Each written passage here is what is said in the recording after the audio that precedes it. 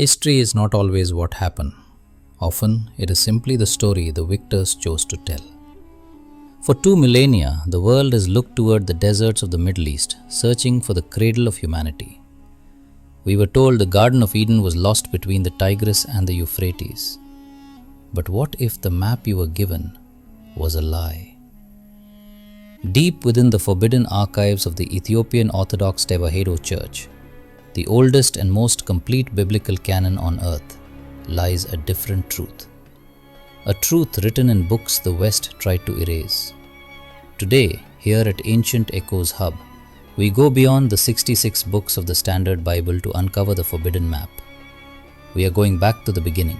We are going back to Africa. Most theologians point to Genesis chapter 2, citing the Tigris and Euphrates, but they conveniently overlook the second river of Eden.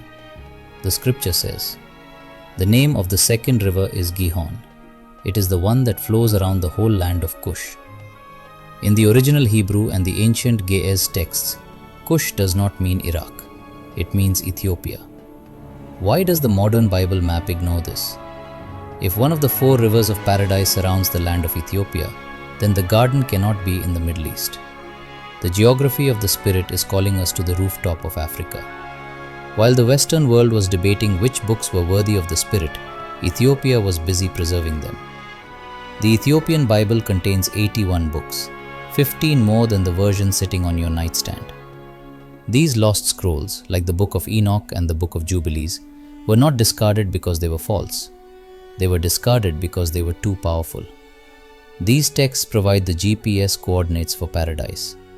They describe a land of eternal spring, of mountains that touch the heavens, and of spices that do not grow anywhere else on this earth. In the Book of Enoch, chapter 32, the prophet is granted a vision of the garden of righteousness. He describes trees of divine fragrance, cinnamon, aloe, and mountains of frankincense. For thousands of years, Ethiopia has been the global source of these sacred resins. The very gifts brought to the Christ child were harvested from the soil that Enoch identified as the gate to paradise. Enoch claims the garden lies to the east.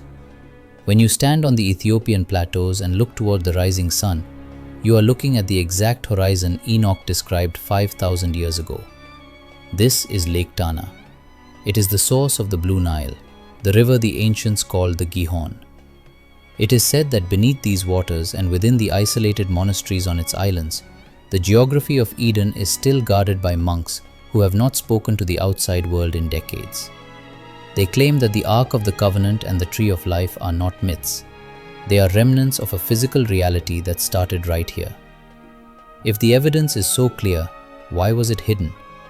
The answer is as old as the hills.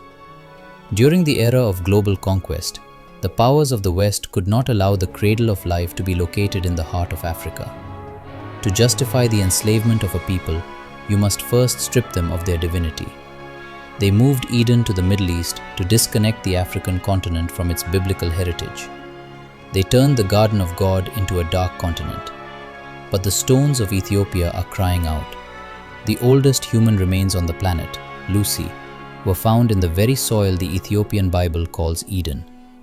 Science and scripture are finally shaking hands. The map to Eden was never lost.